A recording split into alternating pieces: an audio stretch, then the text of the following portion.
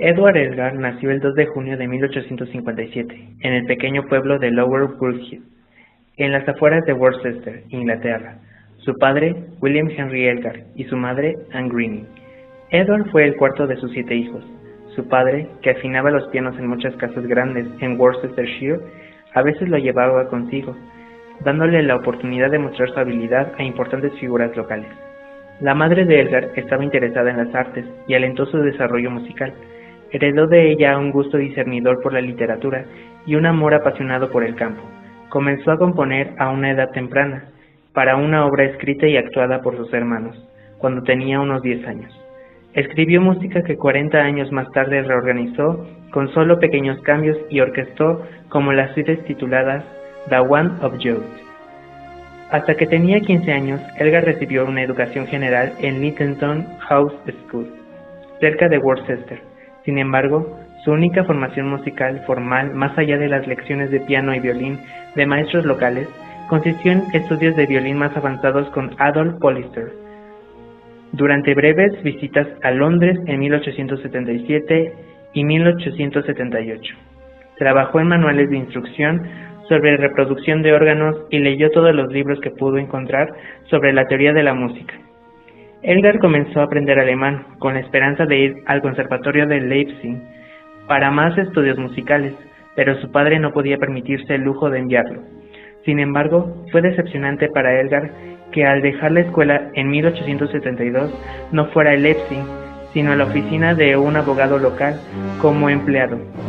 No encontró una carrera de oficina agradable.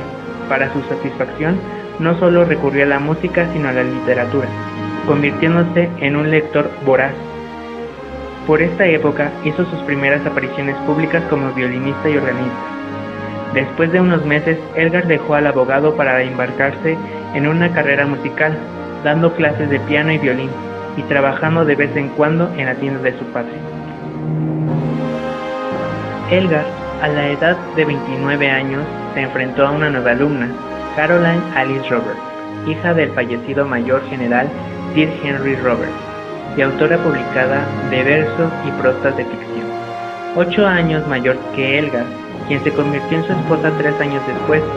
Se casaron el 8 de mayo de 1889 en Brompton Oratory. Desde entonces hasta su muerte, ella actuó como su gerente comercial y secretaria local. Se ocupó de sus cambios de humor y fue una crítica musical perspicaz. Ella hizo todo lo posible para llamarle la atención de la sociedad influyente, aunque con un éxito limitado. Con el tiempo, él aprendería a aceptar los honores que le habían dado, al darse cuenta de que importaban más para ella y su clase social, y para reconocer lo que ella había renunciado para avanzar en su carrera. Como regalo de compromiso, Elgar le dedicó su corta pieza de violín y piano titulada Salut d'amour. Se mudaron a Londres para estar más cerca del centro de la vida musical británica, y comenzó a dedicar su tiempo a la composición. Su única hija, Clarice Irene, nació en su casa en West Kensington, el 14 de agosto de 1890. Su nombre, revelado en la dedicatoria de Salut d'amour de Elgar, fue una contracción de los nombres de su madre, Caroline y Alice. A fuerza de su aliento constante, su fama en los West Midlands continuaba a crecer con la composición de obras sustanciales para coros de la comarca y para Three Cheers Festival. Entre ellos, King Olaf, de 1896, The Light of Life, de 1896, y Caractacus, de 1898, pero el reconocimiento a su llegada fue tan súbito como imprevisto. Lo alcanzó, en gran parte, por medio de 2 obras. La primera, el oratorio The Dream of Guernsey, fue escrita para el Festival de Birmingham de 1900. Aunque muchos lo estiman como su obra maestra, la primera representación, dada por un coro y una orquesta a quienes les faltaban las repeticiones necesarias, fue un desastre. Afortunadamente, Julius Bruns, un dirigido alemán, reconoció el gran mérito de la obra, y otras representaciones fueron dadas a Düsseldorf, que consiguieron para Elgar una reputación que era a la época acaso más grande en Alemania que la que gozaba en Londres. Pero fue la obra escrita un poco antes, las Enigmas Variations, en la cual Elgar presentó unos retratos musicales de sus amigos. que le aseguró una reputación firme de compositor, de estatura nacional en su propio país. Desde entonces, la subida de la popularidad de Elgar fue rapidísimo, una serie de obras recibidas con gran entusiasmo que incluían otros dos oratorios magníficos, The Apostles de 1903 y The Kingdom de 1906, el título The Seer en 1904, la primera sinfonía de 1907, que recibió más de 100 representaciones en el primer año después de su composición, doctorados honoris causa de varias universidades británicas y norteamericanas, y la Order of Merit en 1911.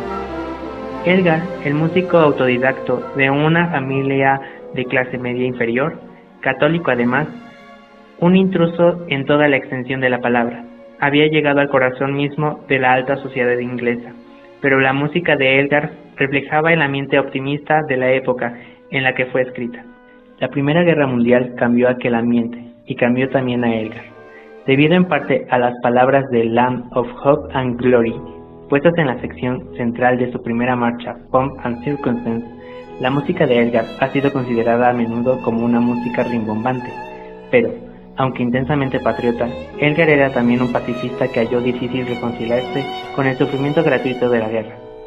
Durante los primeros años de la posguerra, escribió 3 obras de música de cámara y el concierto para violonchelo, los cuales tenían una cualidad más sombría e introspectiva que sus obras anteriores.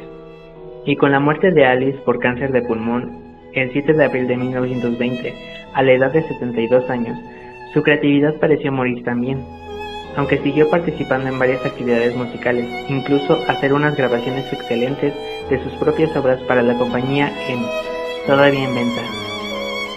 Y al aceptar una comisión de la BBC para una tercera sinfonía, no logró acabar la obra, y no escribió nada más importante hasta su propia muerte en 1934. Elgar ha sido descrito como el primer compositor en tomarse el gramófono en serio.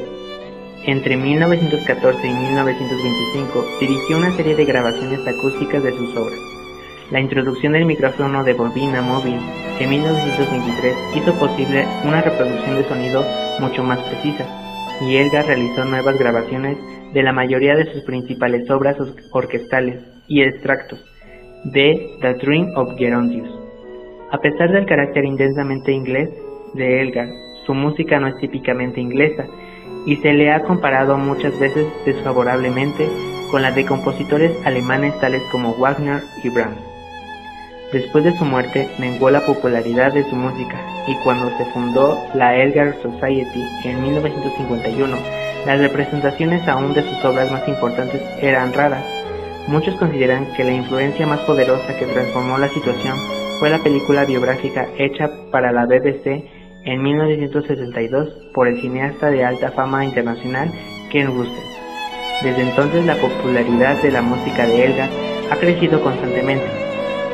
Hoy día es muy raro que haya fin de semana que no se pueda oír al menos una de sus obras importantes, y Classic FM, la emisora comercial de más gran éxito nacional, ha tratado de aprovecharse de la popularidad de Elgar, adaptando trozos de unas obras suyas y utilizándolos como sintonías.